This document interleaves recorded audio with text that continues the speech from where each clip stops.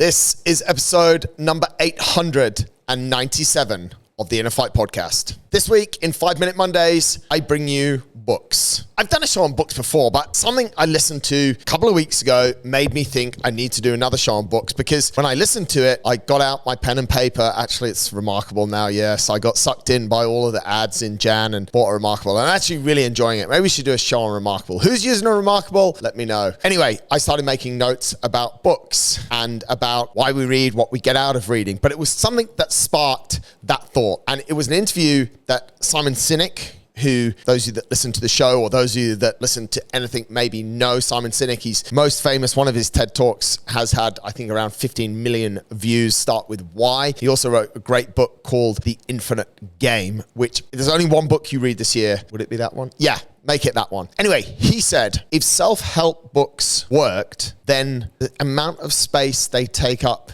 in bookshops would not be increasing. And that made me think. That made me think about the amount of self-help books that I've maybe bought, or the amount of people that ask me, what self-help book do you think I should buy? And it made me think a lot about books. And it made me think about people and reading. And most people that I speak to say that they should read more. Actually, in one of the questions that we ask people that want to apply to work for us through our careers page, we ask them what books they've read recently. And some people just write in there, I don't read much, I want to read more. Many people want to read more, to the point that I've actually been a victim of this. And I've had, in years gone by, reading targets. And I got so intense on it, I was like, there's going to be one book a month and there's going to be 2 Audible books a month, to a point where I consumed around 30 books in, let's add that up, in a year. That's about right. I think I did about 35 books. All of my books are over on my blog, mjdsmith.com/books. And I'm up to like 30 something books in a year because, well, 12 by 3, 36. So 2 audiobooks and 1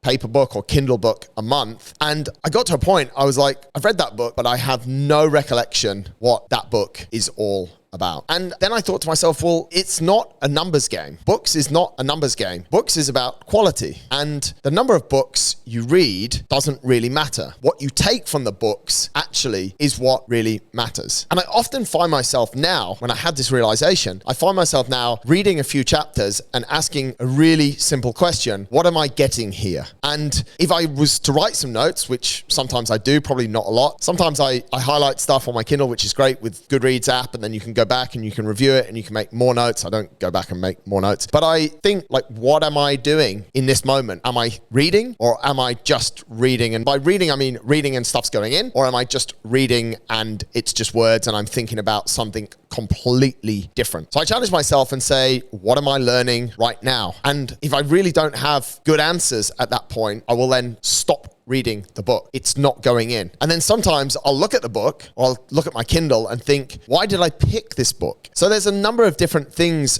going on. There's also factors around books is the time that you read and the environment. And a lot of people say, I'll read 10 pages before bed at night. For me, often I try to read for 5 or 10 minutes at night. Sometimes I get 90 seconds in and I have that moment. I'm like, what am I learning here? Or what am I actually reading? And I have no idea. So the time and the environment that you read in is super important. I have 2 more, maybe 3 more things to talk about when it comes to books. Is we consume content in a number of different ways, and books is just another way that we consume content. So if we're consuming a truckload of content through other means, for right or for wrong, we might not actually have enough attention span, or space on the hard drive is a phrase that you might have heard me use before, to take on more information in the form of books. So maybe the way that we consume, we spoke with Carlin on the show a few weeks ago about modern journalism. The way that we consume news these days is different. The way that we consume content, it might be through books, but maybe it's actually not. And the final point on books, which I've started doing, or I've done more in the last couple of years, and I'm actually really, really enjoying it because it's like a whole new experience again, is been, I don't know, before I wasn't somehow comfortable to reread a book. It was like, I've read that book, but this subscription's coming, so I've got to read this other book, and I would never read a book twice. In the last couple of years, I've read more than 1 book more than 2 extra times, which would take